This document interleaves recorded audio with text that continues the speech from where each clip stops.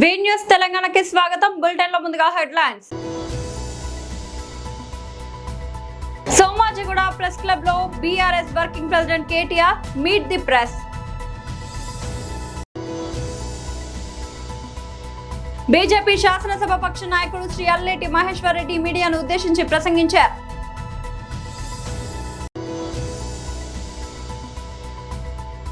తాడపల్లిలోని వైఎస్ఆర్సీపీ కేంద్ర కార్యాలయంలో డీఎస్సీ అభ్యర్థులు ప్రెస్ మీట్.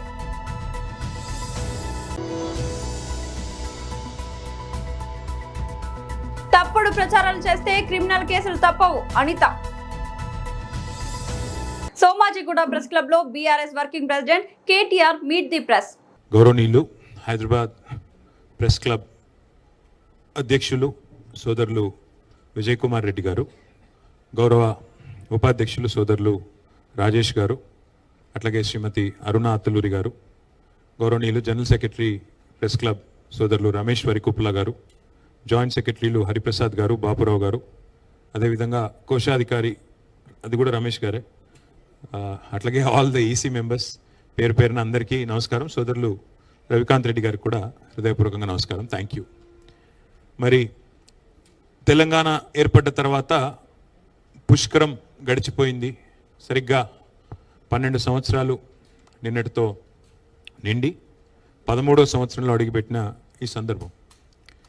అయితే తెలంగాణ ఏర్పాటుకు సంబంధించి, తెలంగాణ రాష్ట్రానికి సంబంధించి కొన్ని ప్రత్యేకతలు ఉన్నాయి. మీ అందరికీ కూడా తెలుసు. ఎందుకంటే తెలంగాణ రాష్ట్రం అనేది ఏ ఒక్కరి వల్ల లేదా ఏ ఒక్క పార్టీ వల్ల ఏ ఒక్క సంస్థ వల్ల వచ్చింది అని మేము అనుకోవడం లేదు, అట్లాగే ప్రజలు కూడా అట్లా అనుకోవడం లేదు, దేశంలో ఎవరు కూడా అట్లా అనుకోవడం లేదు. మా జర్నలిస్ట్ సోదరులు కూడా ఆనాడు మాతో పాటు తెలంగాణ జర్నలిస్ట్ ఫోరం పేరిట మీరు కూడా మాతో పాటు కదం దొక్కిన వాళ్ళు, మీరు కూడా మాతో పాటు కలిసి నడిచిన వాళ్ళు, యాజమాన్యాల లైన్లు ఎట్లా ఉన్నా మా లైన్ మాత్రం తెలంగాణ అని చెప్పి పోరాటం చేసిన ప్రతి కలం వీరుడికి కూడా ఈ ప్రెస్ క్లబ్ ద్వారా హృదయపూర్వకంగా వారికి తెలంగాణ వ్యాప్తంగా ఉన్న మా జర్నలిస్ట్ సోదరులందరికీ కూడా హృదయపూర్వకంగా నేను వారికి కూడా ధన్యవాదాలు తెలియజేస్తాను. సరే, రాష్ట్రం ఏర్పడి ఒక పుష్కరం అయింది. మరి మా పార్టీ 25 ఏళ్ల ప్రస్థానాన్ని కూడా పూర్తి చేసుకున్నది. స్వరాష్ట్ర ఆవిర్భావ సంబురాలను జరుపుకుంటున్న ఈ సందర్భంలో మరి ఈ ప్రాంత స్వాతంత్రం కోసం, ఈ ప్రాంతం ఒక రాష్ట్రంగా ఏర్పడడం కోసం జరిగిన పోరాటాలను, త్యాగాలను కూడా మనం స్మరించుకోవాల్సిన బాధ్యత మన మీద ఉంటుంది. ఎందుకంటే ఇదేదో ఆషామాషిగా వచ్చిన రాష్ట్రం కాదు. ఎన్నో పోరాటాలతో, ఎన్నో త్యాగాలతో, ఎన్నో రకాల బలిదానాలతో ఏర్పడ్డ రాష్ట్రం తప్ప ఆషామాషిగా వచ్చిన రాష్ట్రం, ఏదో రొటీన్గా వచ్చిన రాష్ట్రం అంతకంటే కాదు. ఇక ప్రతిసారి మనకు ఒకటి తెలుసు, 12 ఏళ్ళు అంటే ఒక జనరేషన్, ఒక తరం మారినప్పుడు స్వరం మారుతూ ఉంటుంది.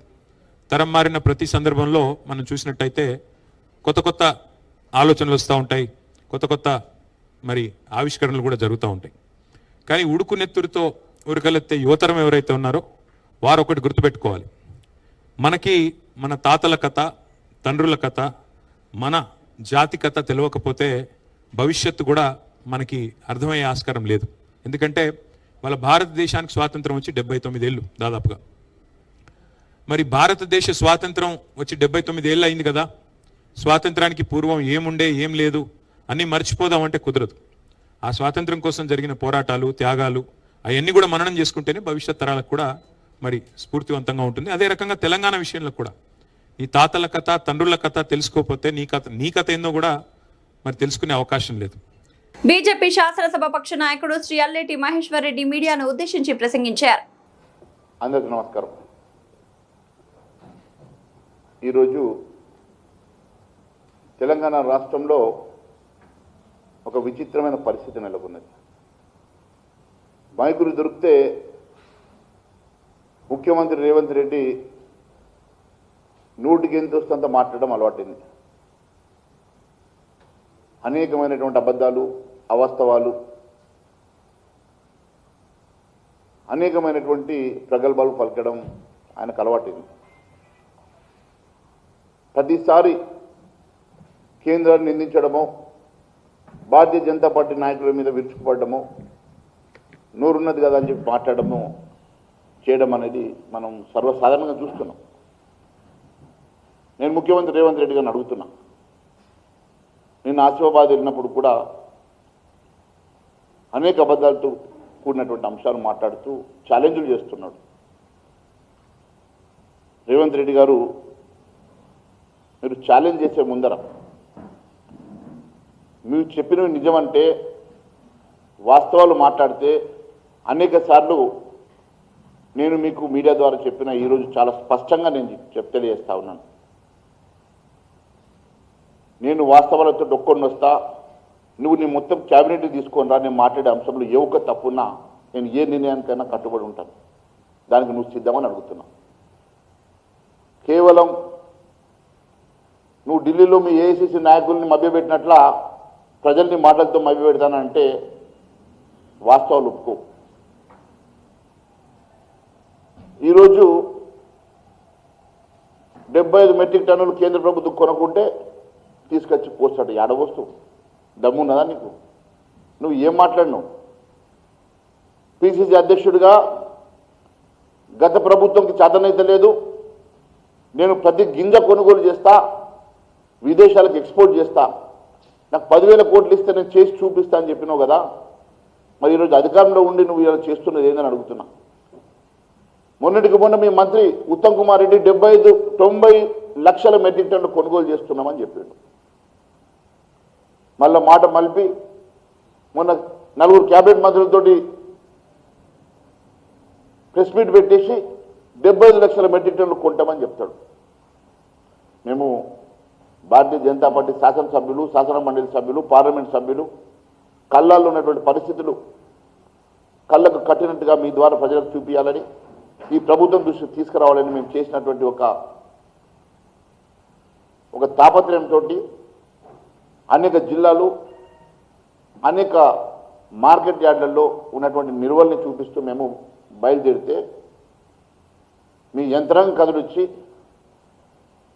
కొనుగోలుని ఎక్స్పెడిట్ చేసిన మాట వాస్తవం కాదా? తాడేపల్లిలోని వైఎస్ఆర్సీపీ కేంద్ర కార్యాలయంలో డిఎస్సీ అభ్యర్థులు ప్రెస్ మీట్.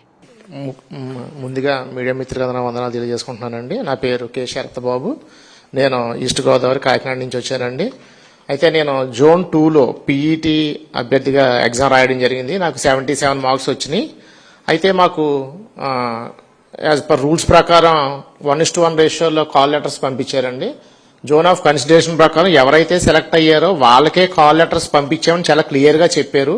అయితే మాకు కాల్ లెటర్ వచ్చినప్పుడు మేము చాలా ఆనందపడి మాకు ఉద్యోగం వచ్చింది అని చెప్పి చాలా సంతోషించి మేము వెరిఫికేషన్కి వెళ్ళామండి. సర్టిఫికేట్ వెరిఫికేషన్ వెళ్ళినప్పుడు certificate verification first phase of వెరిఫికేషన్లో వెళ్ళాం మేము అందరం. ఆ వెరిఫికేషన్కి వెళ్ళినప్పుడు ఆ సర్టిఫికేట్ వెరిఫికేషన్ అంతా కూడా చాలా మంచిగా జరిగింది మాకు. ఆ సర్టిఫికేట్ ప్రతి సర్టిఫికేట్ జెన్యున్గా మాది ఉందండి. అన్నిటికీ ఓకే చెప్పారు. అంతా అయిపోయిన తర్వాత అక్కడ ఉన్న డిఈఓలు, ఎంఈఓలు కంగ్రాట్స్ కూడా చెప్పి మీకు జాబ్ వచ్చిందమ్మా, మీరు హ్యాపీగా ఉండొచ్చు, మీరు ఇంకా మీ లైఫ్ అంతా మీకు హ్యాపీగా ఉండదని చెప్పినప్పుడు మేము చాలా సంతోషించామండి. అప్పుడు సరే అని చెప్పి ఒక టూ వీక్స్ తర్వాత సెలక్షన్ లిస్ట్లో మా పేరు చూసుకుంటే సెలక్షన్ లిస్ట్లో మా పేరు లేదు. ఎందుకు లేదని మా పేరు అని అడిగితే మీ బదులు ఇంకో ఇద్దరికి ఇచ్చేసామని చెప్పారు. ఎందుకు ఇచ్చారంటే రిజర్వేషన్ వాళ్ళని తీసుకొచ్చి ఓపెన్లో వచ్చిన రిజర్వేషన్ వాళ్ళని రిజర్వేషన్లో ఓపెన్లో ఇవ్వకుండా రిజర్వేషన్లో చూపించడం వల్ల రిజర్వేషన్లో రావాల్సిన నా జాబ్ పోవడం జరిగిందండి. సో ఇలా చాలా మంది నష్టపోయారు. అయితే ఈ రోజు మన బ్రదర్ రవిచంద్ర గారు ఆధ్వర్యంలో మేము తాడేపల్లి జగన్మోహన్ రెడ్డి గారి ఇంటికి రావడం జరిగిందండి. అయితే సార్ నిజంగా చాలా రోజుల నుంచి మేము మా బాధను ఎవరు చెప్పుకోవాలో కూడా తెలియదు. మాకు పేపర్లో కూడా రాదు, ఏ పేపర్లో కూడా రాదు, ఎవరు చెప్పాలో తెలియదు. విజయవాడ తిరిగాము, సెక్రటరియట్ తిరిగాము, ఎవరితో చెప్పుకుంటారో చెప్పుకోండి, కోర్టులో కేసులు వేసుకోండి, అన్ని ఇలాగే చెప్పారండి సమాధానాలు మాకు. అయితే చివరికి మన పేపర్లో రావడం మూలంగా జగన్మోహన్ రెడ్డి గారి ఆధ్వర్యంలో సార్ ఆధ్వర్యంలో ఇలా ధర్నాలో పేపర్లో రావడం మూలంగా అందరికీ తెలిసిందండి మా బాధ. మేము ఎంత బాధపడము ఈ 1 year నుంచి. మా బాధ అంతా కూడా ఈరోజు నిజంగా ఉద్యోగం వస్తుందో లేదో సెకండరీ అండి. ఈ రోజు మా బాధ అంతా పోయింది. ఎందుకంటే సార్ దగ్గరికి వచ్చి కలిసినప్పుడు ఆయన చూడగానే మాకు ఒక భరోసా లభించింది. ప్రతి ఒక్కరు కూడా తమ సమస్యను విన్నవించారు సార్కి. సార్ చాలా ఓపికగా కూర్చొని 2 hours పాటు మా బాధలన్నీ విని సార్ ఒకటే మాట చెప్పారు, న్యాయపరమైన పోరాటం మనం చేద్దాం, ఏది ఆపొద్దు, ఖచ్చితంగా న్యాయ పోరాటంగా పోరాడదాం, అలాగే కోర్టు ద్వారా మన ఉద్యోగం తెచ్చుకుందాం. ఏది ఏమైనప్పటికీ మీకు అన్యాయం జరిగింది, రానున్న రోజుల్లో దేవుడు మన పక్షానుండి మనం అధికారంలోకి వస్తే ఖచ్చితంగా మీ అందరికీ న్యాయం చేస్తారని ఒక భరోసా ఇచ్చారండి. మాకు ఆ భరోసా చాలు మాకు. సో మాకు జాబ్ వచ్చినంత ఆనందంగా ఉంది ఆ భరోసా మూలంగా. ఈ ముఖంగా జగన్మోహన్ రెడ్డి గారికి అన్నకు కూడా అందరికీ నా వందనాలు తెలియజేసుకుంటున్నానండి. Thank you. వైసీపీ నాయకులకు కేవలం సమస్యలు సృష్టించడం, ప్రభుత్వంపై బురద జల్లడమే అలవాటుగా మారిందని, వారికి సమాధానాలు వినే ఓపిక కూడా లేదంటూ రాష్ట్ర హోంమంత్రి వంగలపూడి అనిత తీవ్ర స్థాయిలో ధ్వజమెత్తారు. గత ప్రభుత్వ హయాంలో ఉపాధ్యాయులను తీసుకెళ్లి మద్యం దుకాణాల ముందు నిలబెట్టిన ఘనత వారిదేనని ఆక్షేపించారు. కూటమి ప్రభుత్వం ఎంతో పారదర్శకంగా నిర్వహించిన డిఎస్సి పరీక్షలపై ఆ పార్టీ నేతలు చేస్తున్న విమర్శల్లో ఎలాంటి నిజం లేదని, గతంలో వారు గ్రూప్ 1 పరీక్షలను ఎంత అధ్వానంగా నిర్వహించారో ప్రజలందరూ చూశారని గుర్తు చేశారు. డిఎస్సి ప్రక్రియలో అక్రమాలు జరిగాయంటూ కేవలం నోటి మాటలతో తప్పుడు ప్రచారాలు చేస్తే ఊరుకునేది లేదని, అలాంటి వారిపై క్రిమినల్ కేసులు నమోదు చేస్తామని హోంమంత్రి గట్టిగా హెచ్చరించారు. ప్రస్తుతం ఉన్న ఉపాధ్యాయులలో అత్యధిక శాతం మంది గతంలో టీడీపీ హయాంలోనే నియమితులయ్యారని, గతంలోని సమస్యలన్నింటినీ పరిష్కరించి తాము ఎంతో గౌరవప్రదంగా నియామక పత్రాలను అందించామని స్పష్టం చేశారు. బ్రిడ్జ్ స్పోర్ట్స్ అంశంపై అవగాహన లేకుండా వైసీపీ నేతలు మాట్లాడుతున్నారని అనిత ఎద్దేవా చేశారు. బ్రిడ్జ్ స్పోర్ట్స్ అంటే గొడ్డలి పార్టీ నాయకులు గతంలో నడిపించిన జూదం క్లబ్ కావని చురకలట్టించారు. కేవలం రాజకీయ ఉనికి కోసమే లేనిపోని ఆరోపణలు చేస్తున్నారని మండిపడ్డారు. హన్మకొండ జిల్లా ఎల్కతుర్తి మండలంలోని కేశవాపూర్ గ్రామ చెరువులను లీజుకి ఇవ్వడం వల్ల మత్స్యకార కుటుంబాల ఉపాధి దెబ్బతింటోందని, దీనివల్ల డీలర్లు, కాంట్రాక్టర్లు మాత్రమే లాభపడుతున్నారని కేశవాపూర్ గ్రామ మత్స్యకార సహకార సంఘం అధ్యక్షులు పోలు కోటేశ్వర్ ముదిరాజ్ అన్నారు. బుధవారం ఆయన మాట్లాడుతూ ప్రభుత్వ ఆధీనంలోని చెరువులను లీజుకు ఇవ్వడం వల్ల సాంప్రదాయంగా చేపల వేటపై ఆధారపడిన మత్స్యకార కుటుంబాలు ఆర్థిక ఇబ్బందులు ఎదుర్కొంటున్నారని తెలిపారు. ప్రభుత్వం ప్రతి సంవత్సరం చేపట్టే చేప పిల్లల పంపిణీ కార్యక్రమం సకాలంలో జరగకపోవడంతో పాటు సరఫరా చేస్తున్న చేప పిల్లల నాణ్యత కూడా ఆశించిన స్థాయిలో ఉండడం లేదని ఆవేదన వ్యక్తం చేశారు. చేప పిల్లల సరఫరాలో జరుగుతున్న జాప్యం కారణంగా వాటి పెరుగుదల ప్రభావితమవుతోందని, ఫలితంగా మత్స్యకార సహకార సంఘాలకు తీవ్ర నష్టం వాటిల్లుతోందని పేర్కొన్నారు. చెరువుల విస్తీర్ణం ఆధారంగా చేప పిల్లలను పంపిణీ చేయడం బదులుగా సంబంధిత నిధులను నేరుగా మత్స్యకార సహకార సంఘాలకు అందజేసే సంఘాలు తమకు అవసరమైన నాణ్యమైన చేప పిల్లలను సకాలంలో కొనుగోలు చేసుకునే అవకాశం ఉంటుందని సూచించారు. మత్స్యకార కుటుంబాలకు ఆర్థికంగా ఇబ్బంది లేకుండా పోతుంది. మళ్ళీ అందులో ఏమైతే చేప పిల్లల ప్రోగ్రాం, గవర్నమెంట్ ఇచ్చే చేప పిల్లల కార్యక్రమం లేటుగా జరుగుతుంది. అంటే జూన్లో పోసే చేప పిల్లలు ఆగస్టు, సెప్టెంబరు, డిసెంబర్ వరకు వస్తున్నాయి. దీనివల్ల చేప పిల్లలు ఆలస్యంగా చెరువులో పోయడం వల్ల చేప పిల్లలు వృద్ధి చెందడం లేదు. ఇది గవర్నమెంట్ సొసైటీలకు చేప పిల్లల పంపిణీ బదులుగా ఆ సొసైటీ విస్తీర్ణంలో ఉన్న చెరువులను బట్టి ఆ చెరువుకు విస్తీర్ణం ఎంత ఉంది సొసైటీకి, ఆ సొసైటీలో ఎంతమంది సభ్యులు ఉన్నారు, దాన్ని బట్టి గవర్నమెంట్ చేప పిల్లలకు బదులుగా డబ్బులు పంపిణీ చేస్తే చేప పిల్లలు సకాలంలో ముందుగా జూన్ వరకు పోసుకొని ముందుగా పోసుకుంటే చేప పిల్లలు వృద్ధి చెందడం జరుగుతుంది. దీనివల్ల సహకార సంఘాలకు మత్స్య సంపద అనేది ఎక్కువ వస్తుంది. కావున గవర్నమెంట్ లేటుగా చేప పిల్లలు పంపిణీ చేయడం వల్ల నాసిరకం పిల్లలు వస్తున్నాయి. అందులో ఒకటి బ్రోకర్లు ఏదైతే కాంట్రాక్ట్ తీసుకుంటున్నారో వాళ్ళు లాభపడుతున్నారు తప్ప సొసైటీలకు ఎలాంటి చేప పిల్లల వల్ల లాభం అనేది జరగడం లేదు. దీన్ని గవర్నమెంట్ దృష్టికి తీసుకెళ్ళి కలెక్టర్ గారి దగ్గర నుంచి గవర్నమెంట్ ఎఫ్డిఓ ఆఫీసర్కు రిక్వెస్ట్ చేసినా కూడా పట్టించుకోవడం లేదు. ఇది డిసెంబర్లో పోయడం వల్ల జనవరి, ఫిబ్రవరి, మార్చి 5 నెలల చేప పెరగడం జరగడం లేదు. దీనివల్ల సహకార సంఘాలకు నష్టం జరుగుతుంది.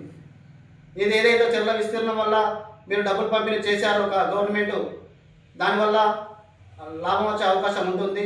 దీన్ని రాష్ట్ర ప్రభుత్వం దృష్టిలో ఇది ఉంచుకొని దీనివల్ల సొసైటీలకు లాభం వచ్చే విధంగా గవర్నమెంట్ చూడాలని ఈ రకంగా మేము డిమాండ్ చేయడం జరుగుతుంది. వైఎస్ఆర్సీపీ ఆధ్వర్యంలో నిర్వహిస్తున్న కూటమి ప్రభుత్వంకు వెన్నుపోటు 2 ఏళ్లు కార్యక్రమంలో భాగంగా వెంకటగిరిలో పోస్టర్ల ఆవిష్కరణ జరిగింది. స్థానిక నెదురుమల్లి నివాసం వద్ద జరిగిన కార్యక్రమానికి వెంకటగిరి నియోజకవర్గ వైఎస్ఆర్సీపీ సమన్వయకర్త నెదురుమల్లి రామ్ కుమార్ రెడ్డి అధ్యక్షత వహించారు. ఈ సందర్భంగా పార్టీ నాయకులు, కార్యకర్తలు సమక్షంలో పోస్టర్లను ఆవిష్కరించారు. ఎన్నికల సమయంలో ఇచ్చిన హామీల అమలులో కూటమి ప్రభుత్వం పూర్తిగా విఫలమైందని విమర్శించారు. ప్రజలకు ఇచ్చిన హామీలను నెరవేర్చకుండా ప్రభుత్వం వెన్నుపోటు పొడిచిందని ఆరోపించారు. రైతులు, మహిళలు, యువత, విద్యార్థుల సమస్యలను ప్రభుత్వం పట్టించుకోవడం లేదని అన్నారు. పెట్రోల్ డీజిల్ ధరలు తగ్గిస్తామన్న ఎన్నికల హామీలను విస్మరించి నేడు ధరల పెరుగుదలతో సామాన్య ప్రజలు తీవ్ర ఇబ్బందులు ఎదుర్కొంటున్నారని పేర్కొన్నారు. సంక్షేమ పథకాల అమలులో నిర్లక్ష్యం కారణంగా కూటమి ప్రభుత్వం ఏర్పడిన 6 నెలల నుండే ప్రజలు అసంతృప్తితో ఉన్నారని తెలిపారు.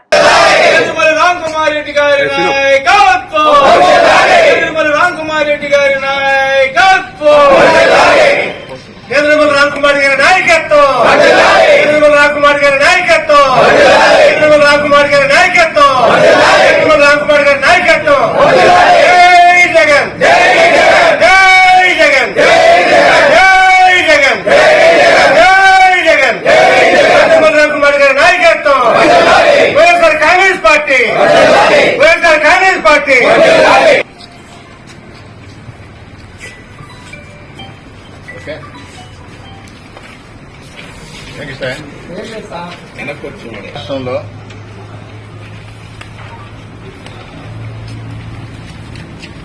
ఎలక్షన్స్ జరిగిన తర్వాత కూటమి ప్రభుత్వం వచ్చి అధికారంలోకి 2 సంవత్సరాలు కావస్తుంది. ఈ 2 ఏళ్లు ఇచ్చిన హామీ ఒకటి నెరవేర్చకుండా మరొకసారి ఆంధ్ర రాష్ట్ర ప్రజలకు తనకు తెలిసిన విద్య ఏందిరా అంటే వెన్నుపోటు పడవు. సామూహికంగా ఆంధ్ర రాష్ట్ర ప్రజలను వెన్నుపోటు పొడిచింది ఈ కూటమి ప్రభుత్వం, మరీ ముఖ్యంగా తెలుగుదేశం ప్రభుత్వం. ప్రతిసారి ఎన్నికల ముందర హామీలు ఇవ్వటం, ప్రభుత్వం వచ్చిన తర్వాత ప్రభుత్వంలోకి మాయ మాటలు విని, మోసగారి మాటలు విని ప్రజలు ఓటేస్తే అధికారంలో కూర్చున్న వెంటనే ఒక్కొక్క హామీకి తిలోదకాలు ఇవ్వడం, మర్చిపోవడం, లెక్క చేయకుండా ఉంటాం. ఈసారి మరి అప్పుల మీద అప్పులు చేస్తున్నారు. అమరావతి పేరు మీద అడ్డదిడ్డంగా దోచుకుంటున్నారు. అంటే ప్రతి ఒక్కరికి తెలుసు, మనం మేస్త్రి అయి ఉన్నక్కర్లా, ఎక్కడ కన్స్ట్రక్షన్ జరిగినా ఏ విధంగా జరిగినా ఒకరింటికి 800 చదరపు అడుగు స్క్వేర్ ఫీట్ కి 800 రూపాయలు అవ్వచ్చు, 1500 అవ్వచ్చు, ఇంకొంచెం క్వాలిటీ పెట్టుకుంటే 2000 అవ్వచ్చు, ఇంపోర్ట్ చేసుకుంటే మార్బుల్ అనో మెటీరియల్ అనో 3000 అవ్వచ్చు. ఈ ప్రభుత్వం 12,000 ఖర్చు పెడుతుంది ఒక చదరపు అడుగు మీద. ల్యాండ్ కాస్ట్ లేదు మళ్ళా దీనిలో. హైదరాబాద్ లో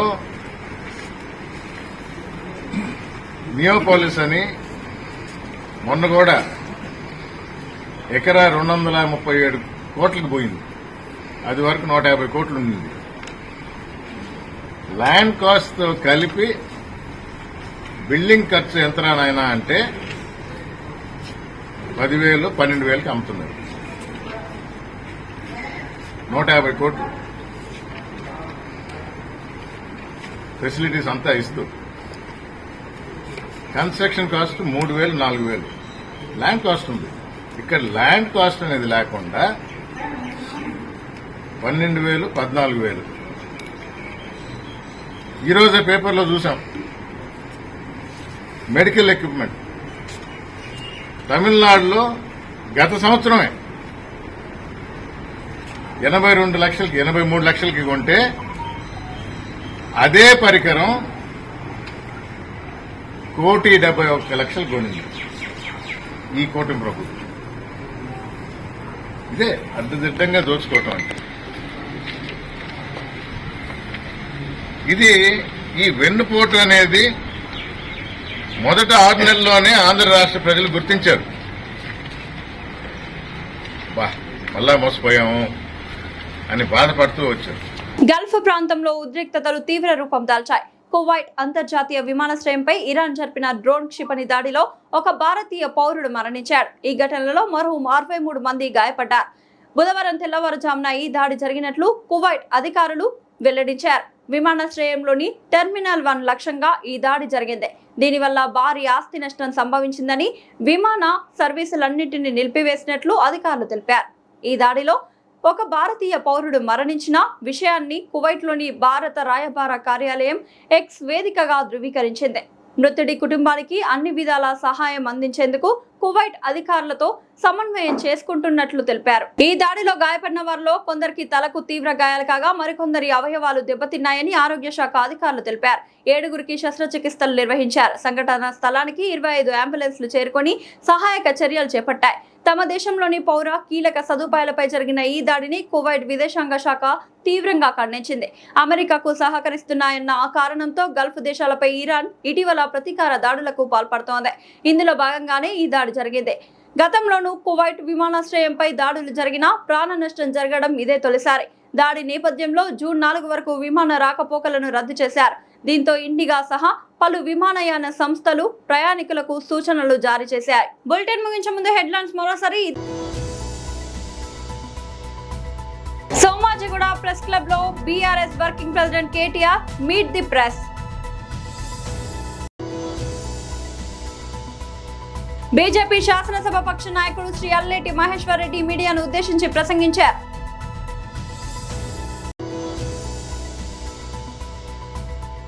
తాడేపల్లిలోని వైఎస్ఆర్సీపీ కేంద్ర కార్యాలయంలో డీఎస్సీ అభ్యర్థులు ప్రెస్ మీట్.